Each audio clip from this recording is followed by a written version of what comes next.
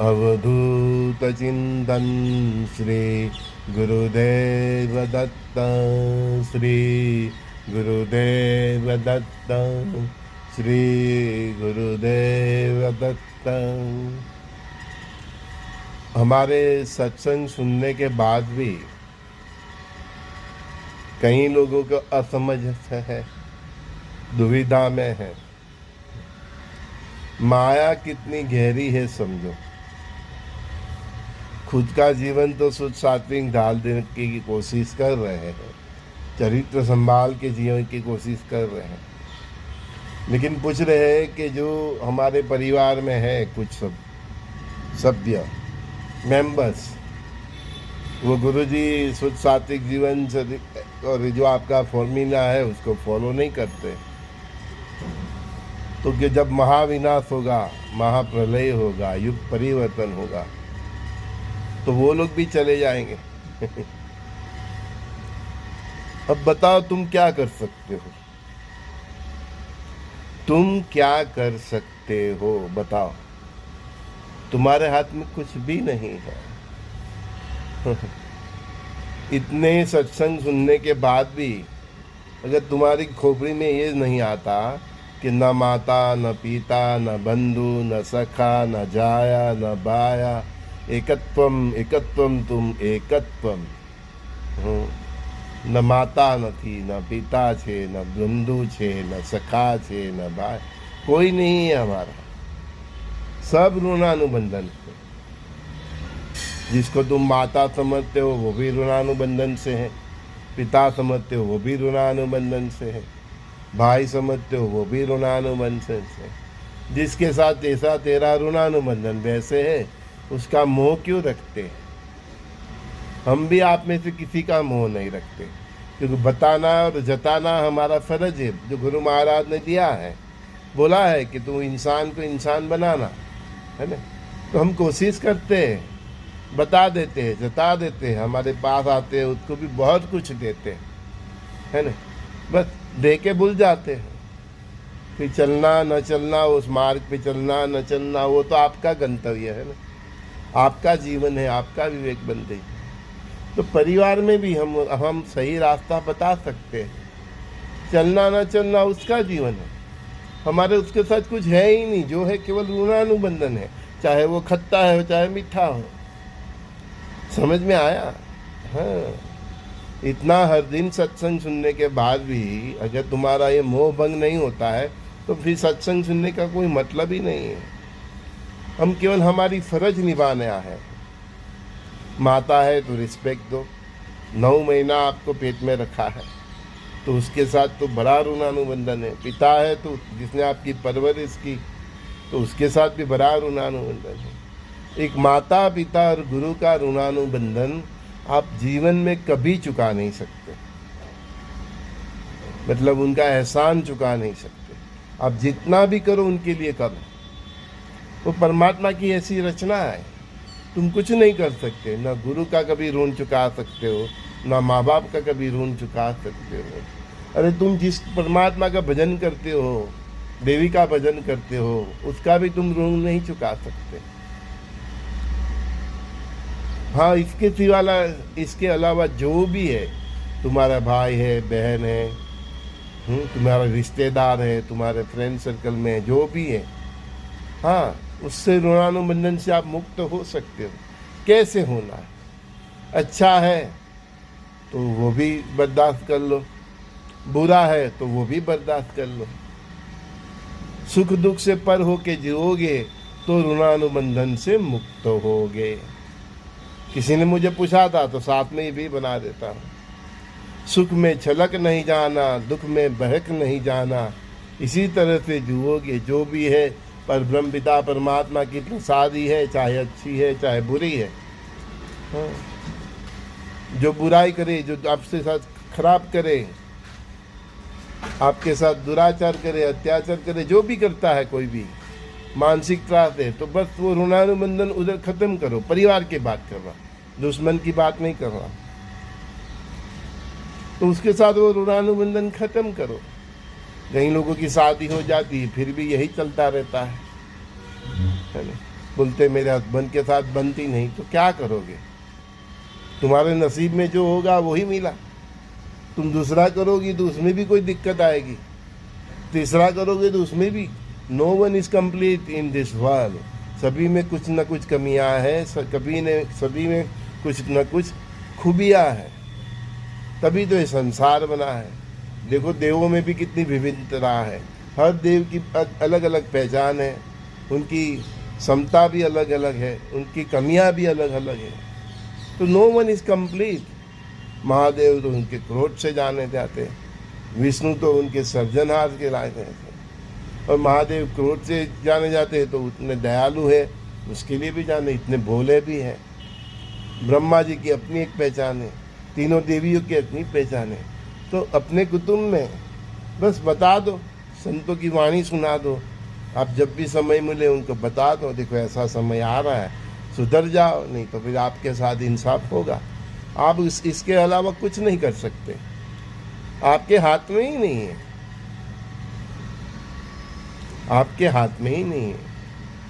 पांडव 5 थे, फिर भी उनका पुत्र अभिमन्यु किस तरह से मृत्यु को वो हुआ था।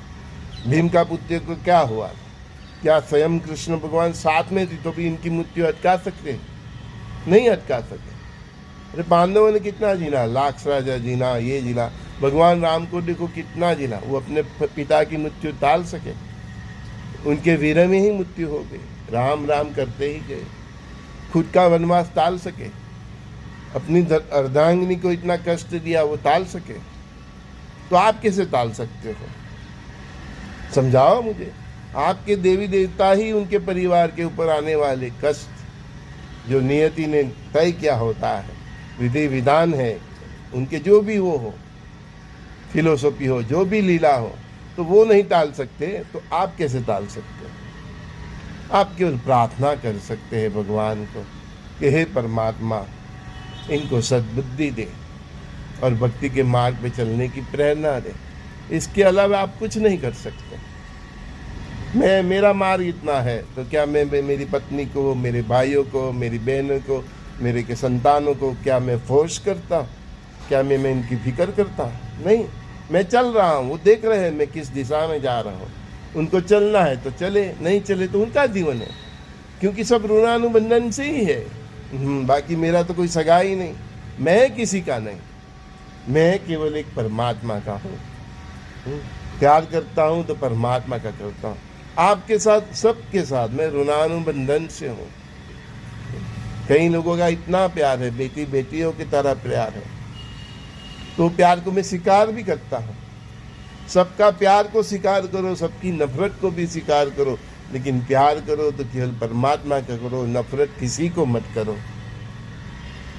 हाँ, अरे गुस्सा करना है तो भी परमात्मा पे कर दो कि मैं तेरी इतनी भक्ति करता हूँ तो मेरा कुछ देखता नहीं।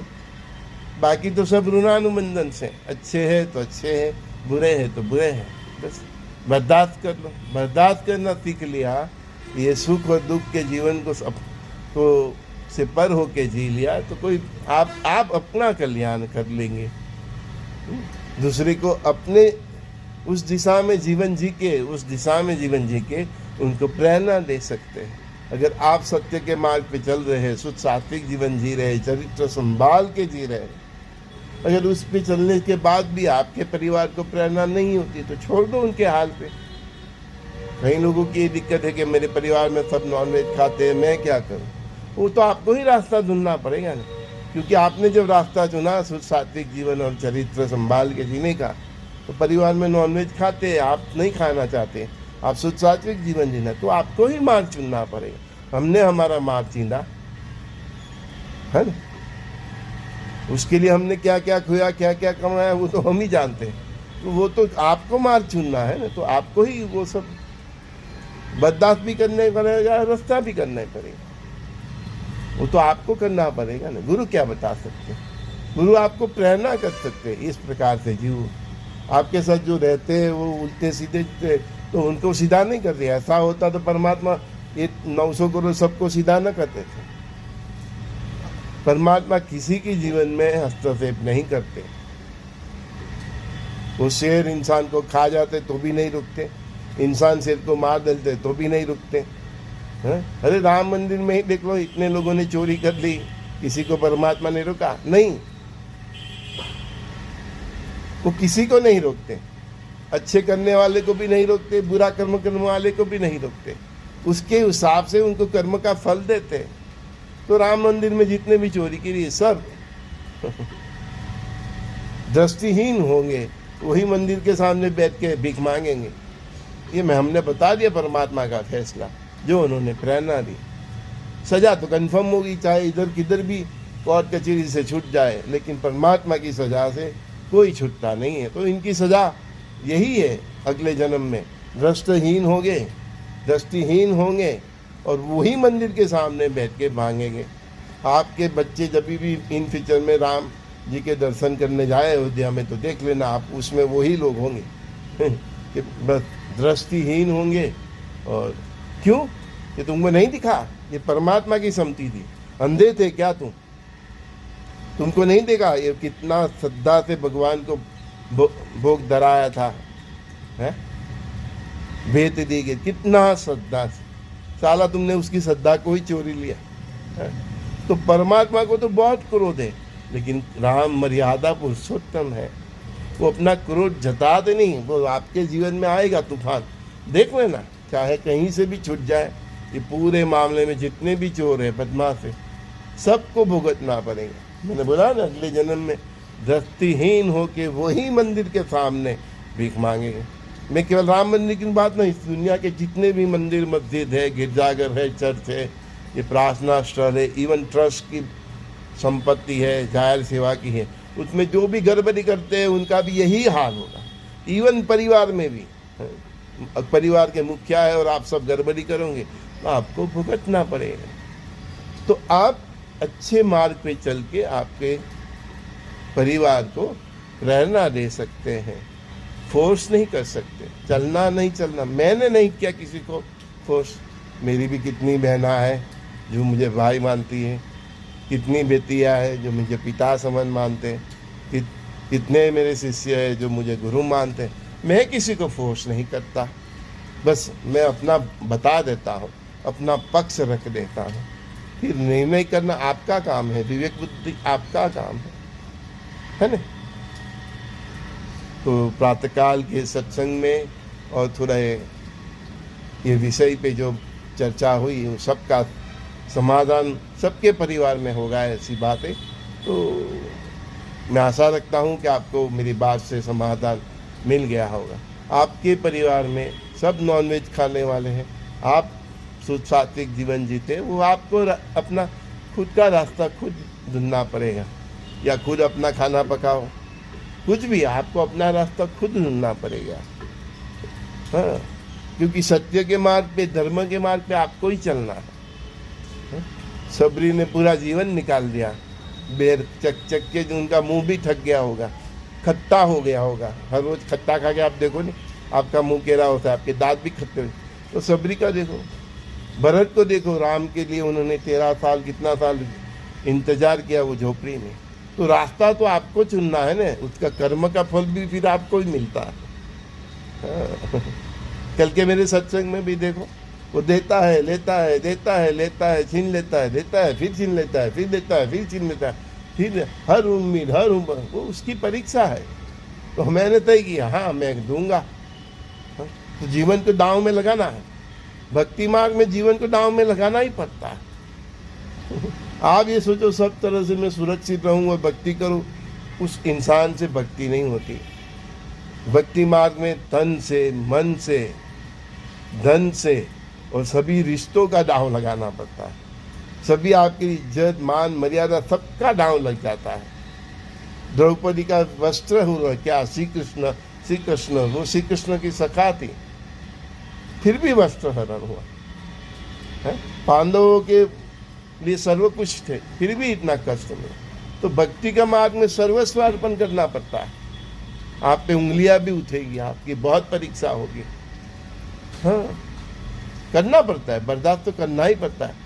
ऐसे ही कोई संत नहीं बनते, ऐसे ही भक्ति से। मीरा को देखो, अंत में जहर पीना पड़ा। वो नरसिंह मेहता को देखो, फिर कितने संतों के जीवन तो देखो, आजकल तो यूट्यूब में सबके संतों के वीडियो भी है, देखो उन्होंने कैसा सहन किया। और आपके जीवन में थोड़ा आते हैं, आपको सब सुविधा लेके भक्ति करना है तो भूल जाओ। भक्ति मार्ग में तो भक्ति करना इजी है, तो उसके जो पैरामीटर्स है वो इसी नहीं है। हाँ। सभी प्रकार के जहर के बीच से अमृत निकालना वही भक्ति है। सभी प्रकार के जहर के बीच से अमृत निकालना वही भक्ति है। हमारा शरीर देखे तो इतना गंदा है, और यही गंदा शरीर हमको 84 लाख योनि के फेरों से मुक्त करती है। यही शरीर हमको 84 लाख के बंधनों में बांधती है। शरीर यही है, ये भी एक जहर ही है। हमारे शरीर से जैसा कोई बड़ा जहर नहीं। उसका कैसा, महादेव को देखो, जहर पी के महादेव बन गए, तो जहर तो पीना ही पड़ेगा, बर्दाश्त करना पड़ेगा, रास्ता खुद को ढूंढना पड़ेगा, और वो भी रास्ता ऐसा हो जो परमात्मा को पसंद है। संजय दृष्टि का सभी दोस्तों को बहुत बहुत प्यार। कृष्णम वंदे जगत गुरु।